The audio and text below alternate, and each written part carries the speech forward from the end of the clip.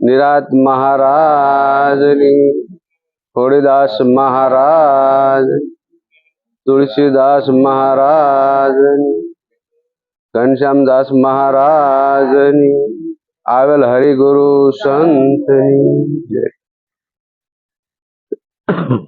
આજે ગુરુવાર જિલ્લા ભગતના આંગણે, જિલ્લા ભગતના ઘરે એવા ઘનશ્યામરામ મહારાજના શરણે રહી અને જિલ્લુ ભગતના ઘરે જે બે શબ્દ ગુરુ મહારાજ આ મુખે બોલાવે તે બોલશું.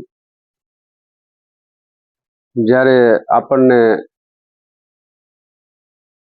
જ્ઞાની પુરુષો એમ કહેતા હોય કે આવો ઘડીક બેસો અને બે શબ્દ બોલો, આ બે શબ્દ બોલવાનું કહેતા અમારા રંગેલા થડક ઉથડક ક્યાંક બહુ થાય છે, થડક ઉથડક બહુ થાય છે. એમ ગુરુ મહારાજ હમણાં એમ કહેતા હતા કે ગુરુવાર ઘડીકમાં આવી જાય, ઘડીકમાં આવી જાય. તો રંગેલા અમારે એમ જ ઘડીકમાં આવી ગયો ગુરુવાર. જો ધડક ઉથડક થાય એટલે ઘડીકમાં આવી ગયો, નકર તો ન વાંધો. હવે એવું અમારા ગુરુ મહારાજે એક પદની અંદર એવું કીધું છે, માયા કરશો ના વાલી સંતો ભાઈ, માયા કરશો ના વાલી, તે ઉપર પરિભ્રમ છે રે, વળી માયા ઉપર શૂન્ય શેલી. માયા કરશો ના વાલી સંતો ભાઈ, માયા કરશો ના વાલી. એક અક્ષરને ઓળખાવ્યો પંડિત મુવા હેઠું ઘાલી. એક અક્ષરને ઓળખાવ્યો પંડિત મુવા હેઠું ઘાલી. એટલે કોઈ એવા જ્ઞાની પુરુષો પંડિતોને એવું ન કીધું હોય, પણ આપણા દેહની અંદર અમુક વસ્તુ એવી હોય, હુંપણું હોય, એવા કોઈ પંડિત હોય અને સદગુરુ મહારાજના શરણે જ્યાં હોય અને જ્યારે પગ ધોઈને શરણા અમૃત લેવાનું થયું હોય, અમૃત, ત્યારે એ પંડિત ત્યાં હેઠા પડી ગયા હોય. આ વાતો એવી હોય, કોઈને કહેતા ન હોય સંતો, પણ અંદરો અંદર કહેતા હોય. અમરાપુરી નિજ ધામમાં તમે નિરખો આંખો ખોલી. અમરાપુરી નિજ ધામમાં કીધું, તમે નિરખો આંખો ખોલી. માયા કરશો ન વાલી સંતોભાઈ, માયા કરશો ન વાલી. જ્ઞાન વૈરાગનો દેહ ધર્યો, જ્ઞાન વૈરાગનો દેહ ધર્યો, જાગો અનુભવ વાળી ખોલી.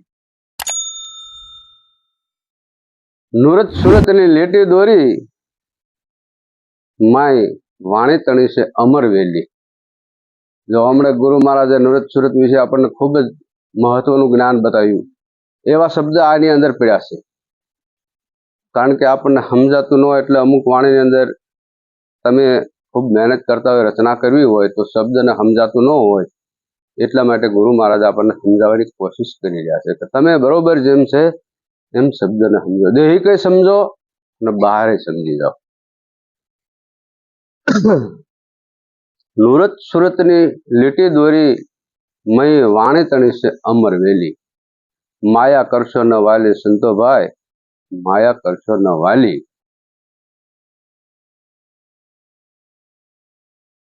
નામ રૂપ ગુણમાં સરખો બોલે, વસ્તુ છે અણમોલી.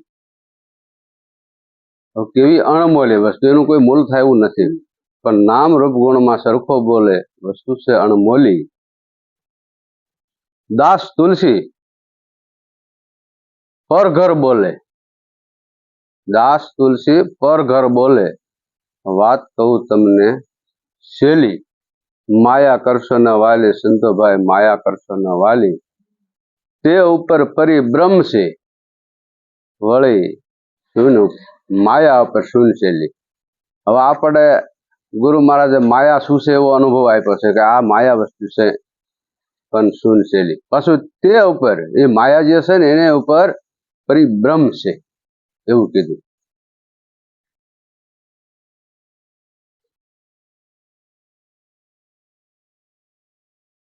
એક સાખી બોલીને બંધ થઈ જવું છે. એક સાખી બોલું. ગુરુ મહારાજ કે બોલવાનું છે તો થોડુંક બોલું.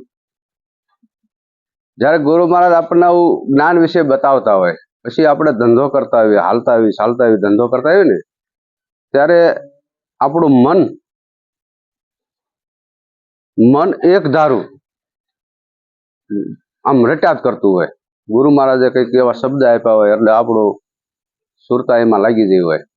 ઝીણું ઝીણું ભમરા ઘોડે કાં તો કોઈ મહાપુરુષના પદ વાંહે પડી ગયું હોય શીખવા માટે, આ ચિત્તની અંદર પોરવવા માટે. એટલે આપણે એ બોલતા જઈએ, કામ કરતા હોય ને તો એ ભજન ચાલુ હોય આપણા ચિત્તની અંદર ઉતારવા માટે. એમ કે ગુરુવાર આવે ને ત્યાં હું એક પદ એવું પાકું કરી લઉં કોઈ પણ મહાપુરુષનું, તો મારે બોલવા. જો આ ગુરુવાર રાખવાનું મહત્વ એ કે તમે આ ડવળા બહુ આંકા સુકા બીજે ભમવા ન જાઓ, આમાં કંઈક મહેનત કરો.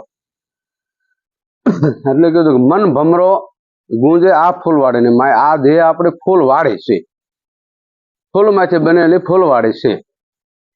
એટલે મન ભમરો ગુંજે આ ફૂલવાડી અને પાંખડીએ રે મન સ્વાદ ઘણેરો થાય. હવે દરેક જગ્યાએ સંતો મહાપુરુષે પાંખડી શબ્દમાં લખી છે, સમજવામાં પાંખડી લખી છે. મન સ્વાદ ઘણેરો થાય, મનને એવો સ્વાદ થાય પાંખડીએ.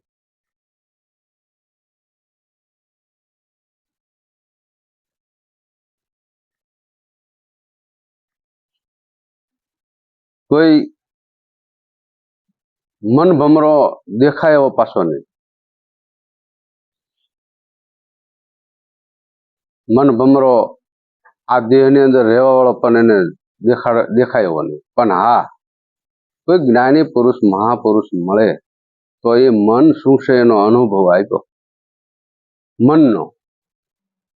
એટલે એ પાછો સજનવાડીના ઓથમાં રહેવા વાળો. આ દેહ છે સજનવાડી છે, આમાં રહેશે મન, આમાં રહેશે, બારું ત્યાં રહેતો નથી. પછી મન ભમરો આ સજનવાડીની અંદર રહેતો હોય, આપણને ખબર ન હોય, પણ કોઈ જ્ઞાની પુરુષ મળે ને તો એ વસ્તુ બતાવે. જો આ મન કહેવાય. મનને ઓળખાણ આપવા માટે મન બતાવ્યું છે. સજનવાડીના ઓછેરે મન ભમરો ન દેખાય, જ્ઞાની પુરુષે જણાયો રે મનો મનથી ઓળખાય, નકર ઓળખાયું નથી.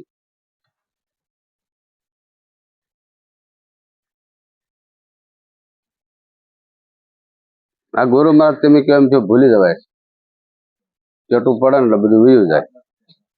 હા, સાચું છે.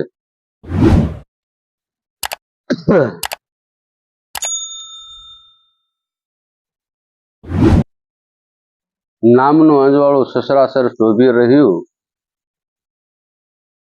દાસ તુલસી સત કહે બેઠો આંખદન ખોયું. એ મારે એવું થાય છે, આડાવડા ધબેડામાં રેવીને ત્યાં બધું તડકો બહુ ઉનાળાનો પડે.